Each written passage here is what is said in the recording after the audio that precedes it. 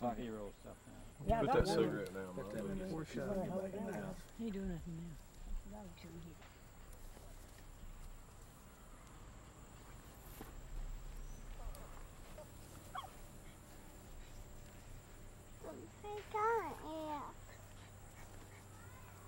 You like that Cabbage Patch doll?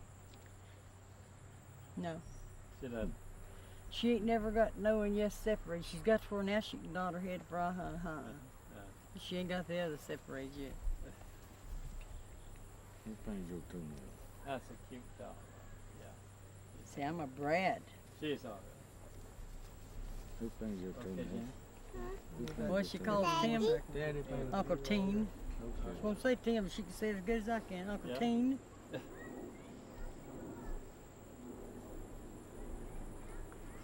Do you mind that? Well, it would be nice if it went back.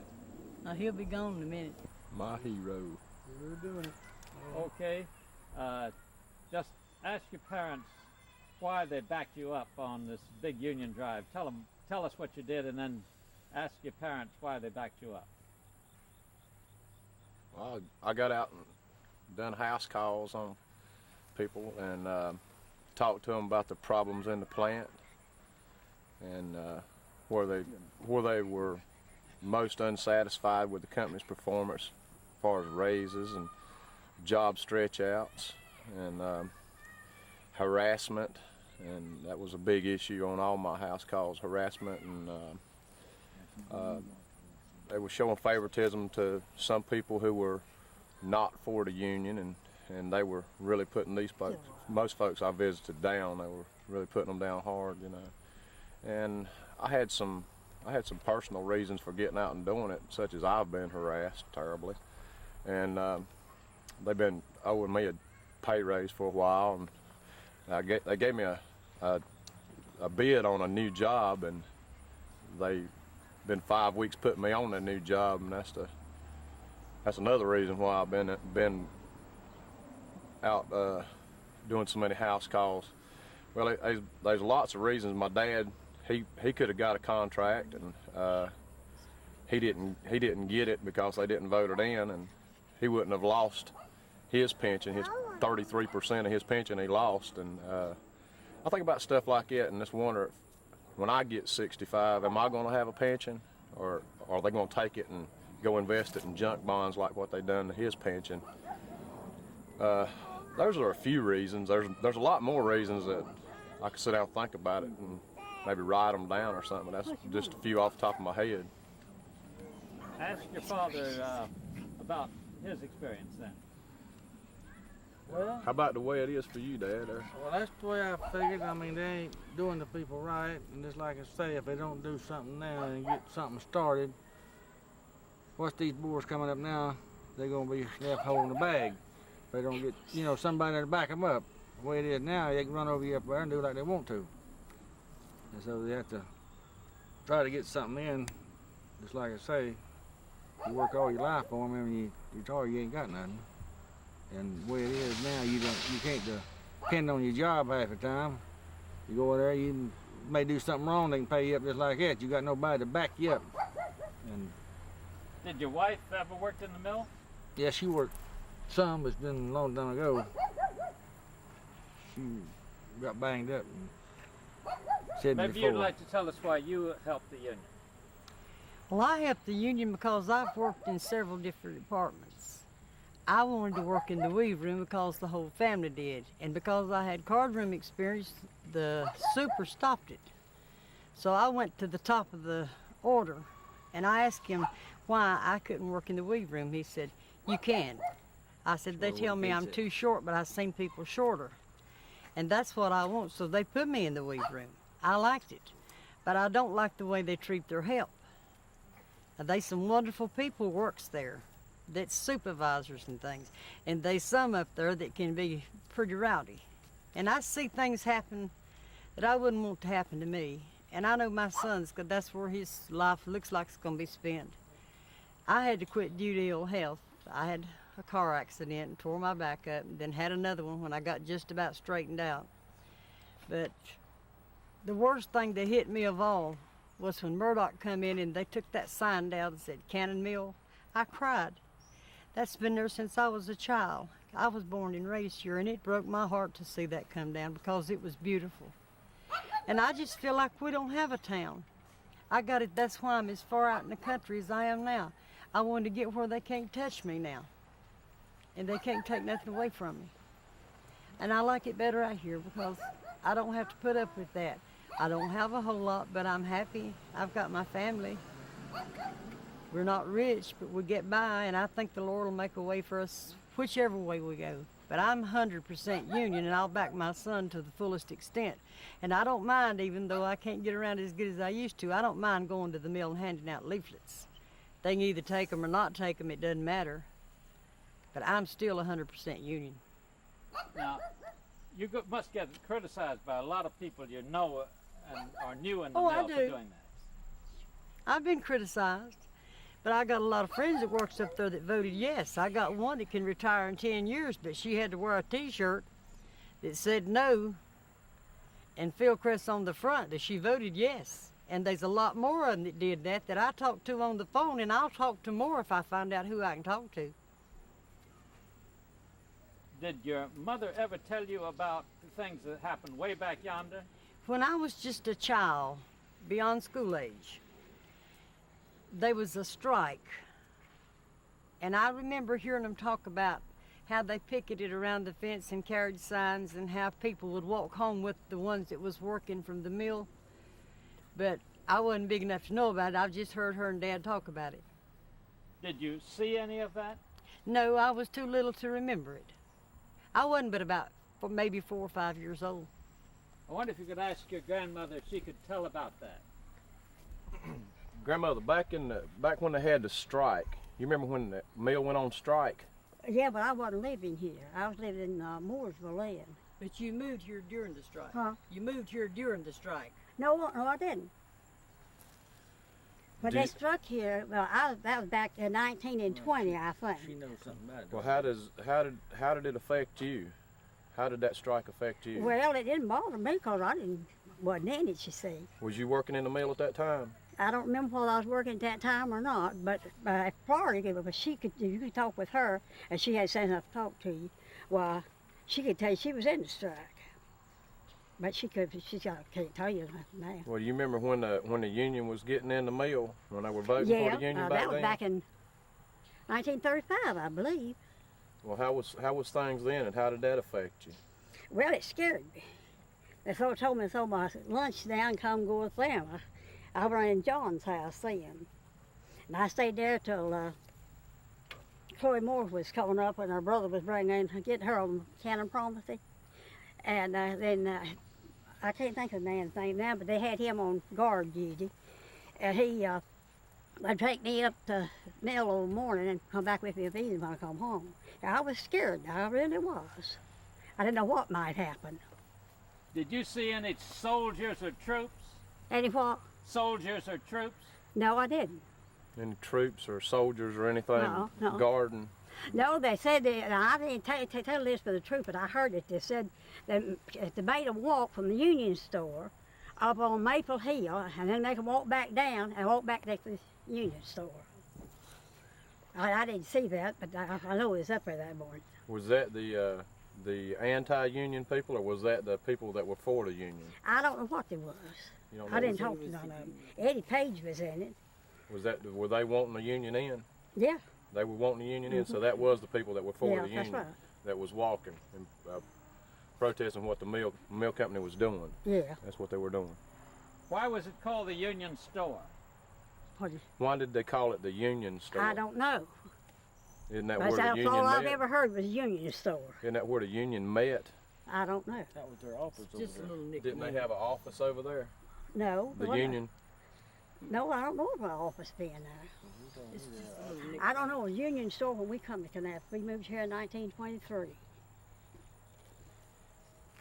It was called the Union Store then. Mm-hmm. Yeah. Or was Now, I believe that she was describing that they had machine guns on the factories and that on the top of the factories and that kind of thing. They have guns on top of the No, mill. I didn't see any. You didn't see it? Yeah. You didn't see any machine guns up there? No, I didn't see them. But you heard? Did you hear that? Did you hear that they were? No. I think he's referring to the cannon that I was talking about. They took down up there, the big sign it lit up. Oh, I see. Yeah, that's something else. Yeah. Oh, the big old cannon Yeah. that they had on top of the Oh, mill. I cried like a baby when that thing come down. Yeah, I did too. What kind of acquaintanceship did you have with unions when you were growing up? Well, when I was growing up, I remember Dad talking about the first vote. I wasn't in there then. 74 vote. The vote of 74 wasn't the first one, but 74. I remember talking about that, and I was thinking, I was in school and I was thinking about all the ways that he could benefit from that. And Dad knew, you know, he knew how he could benefit from it. And if I would have been there, I'd have been just like I am right now. You know, I'd have been all for it. You know, I'm not against the company. I'm not against what they stand for, but I am against equal opportunity and fair labor. And I think that anybody that discriminates against anybody on a job or harasses anybody or hassles them about their job, they don't need a job. You know, I don't think that they should be any kind of harassment in the workplace. I think that should be a comfortable place to be, because you're not comfortable when you're there. That's the way I feel about it. You know. Did you have any knowledge, or did your father give you any knowledge about union history Back then or now? back then? No, we didn't talk about it very much back then. It's more or less, you know, the union's trying to get in up here, and back then they didn't talk about it like it's us and we're going to organize and we're all going to be as one and we're going to stand up for our rights. They didn't talk about it like that back then. They talked about it like these people are going to try to come into our company and take over, and they're going to make us do this, and they're going to. That was basically how the talk went back those days. But now it's different. You know, we all just kind of say, all right, we're going to hold hands, you know, until these people see that we want equal opportunity. You know, we want rights just like they got. We want a contract like they got. You know, that's basically what it was all about then and now. That's the difference. I believe it's the main difference. I mean, Where did you go to school? A.L. Brown. When you went to school, and just put my question in your answer, when you went to school, did they have anything about labor history or unions? Sure did. I took a course called ICT, and in my ICT class, I had a real smart teacher, Mr. Swanders, and he told us all about the union. You know, this was when they was trying to have an election.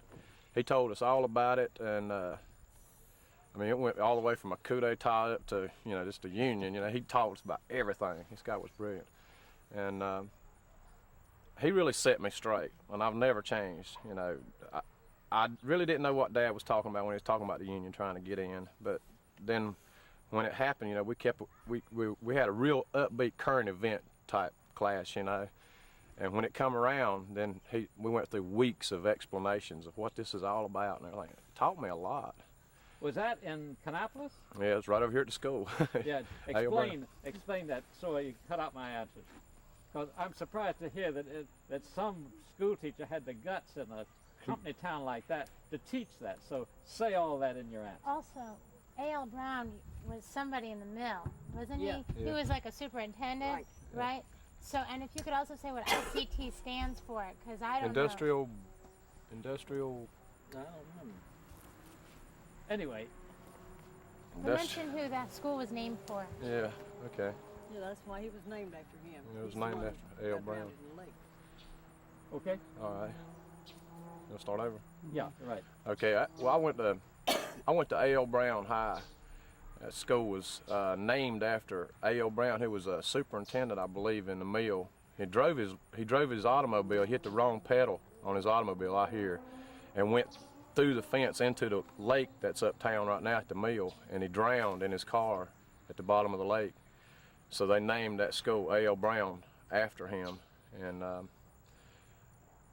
it was a real nice place to go to school. I was in an ICT class where if you worked, like I worked in a cotton mill part-time. If you worked in a cotton mill, you went to ICT, it's Industrial cooperative training or something like that, and they had CE, which was for clerical jobs, people who had clerical jobs. You had your choice.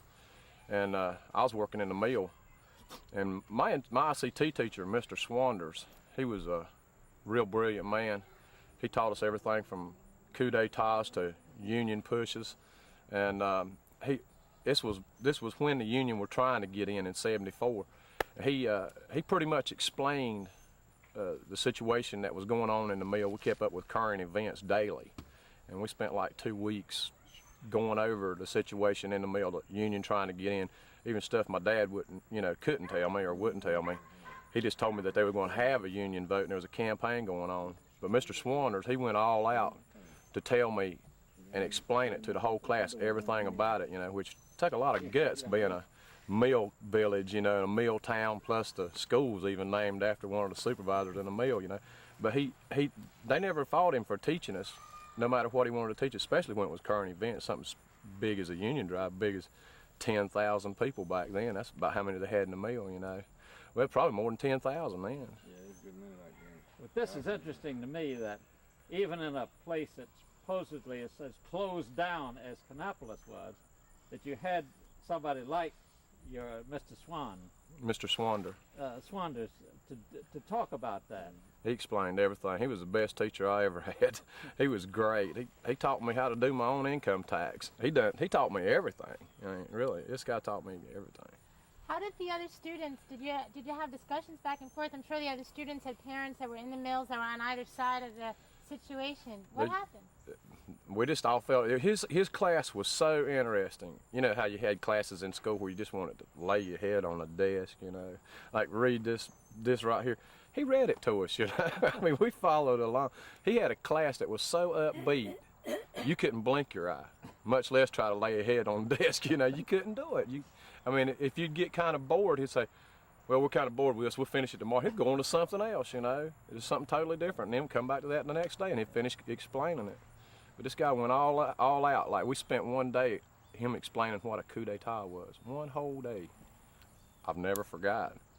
My wife didn't even know what a coup d'etat was before I told her, But did your father ever did you ever tell your son about unions? I don't know whether I ever talked to him about that or not. I know. Sorry, yeah. could you start over and say, I never talked about unions, okay? Do what? In '74, you told me about that. Yeah, I told him about it in '74 because it was come out then. I know we had to, do something. We was talking about it. I don't remember what it was now, but they call us in up there. They all give us election. The big wheel come out there, everybody out there, and tell you not to vote and all this stuff. If they didn't need no union, it would be hard on you and all that stuff. You know how to try to run it down, but a lot of them was for it and voted for it. And why do you think there was so much against it at that time? well, back then, they wasn't as hard on them as they are now. Back then, when you worked for Canada, you had a pretty good job. I mean, you could get something done. I mean, you had somebody to back you then. But like it is now, since these other companies took over, you got nobody to fall back to. If they want to get rid of you, they don't have to go before nobody else. They can just say, well, you didn't do your job right. We don't need you. And if they got a union or something in there to back them up, they can go before, well, they're going to work that thing out and see whether you need to go or stay. And so I think you need a union for stuff like that there. Well, now, we've been talking with some people in Kannapolis who say that the union's going to tear the town apart. They're going to have one people fighting another people, and it's just better not to have it. What do you think about that? Well, I don't think much about it, but now that's what some of them say. Now, a lot of them makes that stuff up. There's a lot of propaganda and stuff. They just tell stuff like that. People don't know how it's going to go. They ain't in it. They don't know. They just imagine that stuff. They figure that stuff. Well, I don't see nothing to be wrong with it. If you got somebody in there that you can go before and get something done or back you up, and that's what they promise you, good and well. He's got some other mills that's in the union, and they claim they're better. You see all them truckloads that come down here trying to help them get in the union from Eden and up there. Well, if it wasn't no good, what would they come down here and try to get them in it for? They paying more. And that mill's still running, and the people's happy working up there. Well, one of the things that I can't figure out is every time I read the propaganda, it says, talk about outsiders coming in. but they never talk about the outsiders coming and buying up the company. That seems to be all right. Murdoch could come from California. Right. Could you talk about that? Sure. Well, you was telling him, my dad, just talking to my dad about the town being torn up. Eden's not torn up. Eden's a nice place to live. You know, it's a great place. They're Union. I mean, Fieldcrest is all over Eden and Fieldale, Columbus, Georgia. Columbus Towel Mill, they say that around that mill village down there, it's just a wonderful place to live, you know, it's home. And the Union hadn't torn that up. But I forgot what the question was. Well, about why do you think they accuse you of bringing outsiders in, and that's bad, but they bring outside financiers and all that to run the mill? Yeah, that's something to think about there. You know, like these organizers come down here from New York and Raleigh, California, Canada, all over the United States, the southern United States, to help us organize. I mean, that's what they do. They take our little bit of monies, each one of them, and they put it in a big old pot where we can pay these lawyers to represent us, where we can have more organizing, making the organization bigger. That's all they do. I mean, they're taking $3 and something a payday, you know, I mean, a week. But it's all right for someone like David Murdoch to fly out here from California and buy the whole town, the mills and everything here, and then bust it all up and sell a little bit of it and keep this and keep all the profits and close this down and run all these people off and just tear the whole town all to pieces, and then use our money, our tax money, to destroy our town and restore it like he wants it. Make us spend 5 years running around detours, you know, while he's destroying our town with our money, our tax money. Come out in the rural communities, raise up the bridges so he can get his boats underneath through the lake, you know, tear up all them roads. Some of them people had to run 15 miles out of the way to get to work, you know, because he had the bridges raised. And our tax money done half of that too. It's all right for him to come out here and totally destroy the place, and then as soon as he says, y'all don't vote for the Union, and we'll be one big happy family, and soon as the Union leaves, they close the door, he turns right around and sells it to someone even worse, like Fieldcrest. I mean, these guys live up in, Massachusetts, up in Boston, up in there. They don't know what goes on around here. These people may not tear the town totally up because they don't own it, but they own all the industry around here, and it wouldn't affect them one bit if they laid everybody in Kannapolis off. I mean, they wouldn't never have to sit around here and say, well, you know, I feel real sorry for you because I had to lay you off. You know, it's the economy, and David Murdoch wouldn't have to do that. But these cannons, when the cannons had it, they were here. They were part of the community. These people own the town. They own the mill. Charlie Cannon was a great guy to work for. Right. But you see, since when the Cannons sold the stock to David Murdoch, when David Murdoch bought the stock, I remember the day that they say he controlled the stock. I walked in the gate and I told Daddy and them, I said, well, we need a union bad. And one man's going to own this company. He's going to bust this thing all to pieces. And I already heard that he was a tycoon, you know. He was an industrial tycoon. Come in and bust it up, sell it off, you know. I said, that's exactly what he's going to do. You mark my words, and it happened. I mean, it was exactly like I predicted. But with Charlie Cannon, he'd never do that. What he done is he stockpiled this stuff. We made it. We made too much of it. And he stockpiled it.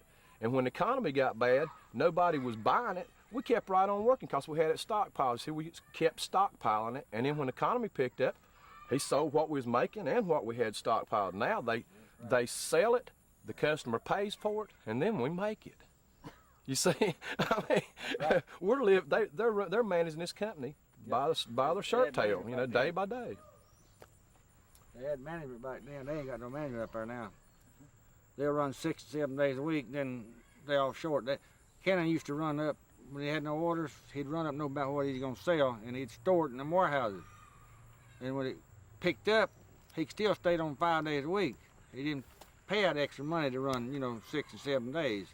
And he was still making money and had his stuff already made up, not working the people to death either. Maybe you'd like to ask your grandmother about when she started working in the mills and what she did and what the conditions were. Ask her what she made. And what she made. Grandmother, when you started working up there in the mill, back remember back when you first started working up there, what kind of working conditions was it? Was it cool? Was it real comfortable? No, it wasn't. Was it a real hard job? No, it wasn't too hard a job, but I had to go to it anyhow. I mean, was it a good place to work? Did you Yeah. enjoy working there? Yeah. Compared to where you'd been before? What kind of money did you make back then? Oh, I made about $2 a day. $2 a day. Yep. What did you do? What, Spin. You was a spinner? Mm-hmm. What was the spinner room? Was it air conditioned? No, you didn't have no air No, they conditioning. didn't back have then. air conditioning then. What, they have windows open? Yeah, the windows was open. That's all the air we got. I bet you sweat a lot, didn't you? It was real hot. Yeah. No, I never did sweat much. It was real hot though, right? It was hot. How old was she when she went there? How old were you when you first went to work up there? I was, let me see. I went to work in 1923. And I I thought you was 11 years old. I don't know. Oh, that was more than I must have been about 16, 17 years old when I went to work up there. You'd done work somewhere else. Oh, yeah, then, I though. went to work in Mooresville. How old was you when you went to work over there? Well, I was 11 when I first went to work, and the 8-hour law come in, and they had to go back after I was 14 years old. Do you remember you worked how many hours when you worked full time? How many hours did you work full time when you worked full time? Well, we worked 12 hours a day. But How 12 hours a day, 5 days a week? no, we just worked half a day on Saturday. You work Monday through Friday, Mm-hmm. 12 hours a day, Yeah. and then half a day on Saturday? Mm-hmm. What'd you make? How much did you make then? I made $2 and something. I don't mind how much it was. $2 and something a day. And do you remember when? Ask her if you remember when the Roosevelt changed the hours and the wages. Do you remember when President Roosevelt changed the hours and the wages? You That was the remember best time we ever had in our life. He made a minimum wage. Mm-hmm. Do you remember that? Ask her Yeah, to I talk remember about that. that. Can you talk about that? No, I don't remember things now. I'm telling you, get as old as I am, you'll forget things too. You'll answer one question at a time. You can answer. Well, how much were you making before that? I don't know. It's been so long ago. What was it? That's been 50-some years ago. Just a little? Was you making just a little bit before he changed all that? Well, I didn't make too much when he first come in, was president. The most I ever made in my life was $4 and something a day. Now, that was when I retired. $4 and something When you a retired. day? I retired in 1973. You sure you wasn't making $4 an hour? I was making, no, yeah, $4 an hour is what I was making. $4 an hour. In 70 when? 73? Yeah, 73. Ask her to tell us about Roosevelt. Can you tell us about President Roosevelt? No, I don't know nothing about President Roosevelt. I never meddled in anything like that, but I thought he made a good president. What did he do that you thought was so good? Oh, he got us down to 8 hours. Made them let you work 8 hours only. But you couldn't work no longer than 8 hours. 8 hours a day. Made jobs for people that didn't have none. Created more jobs, didn't it? Oh, yeah. Had to put 2 more shifts on, didn't they? Mm-hmm. Get her to tell you when she worked over when she first went to work how the county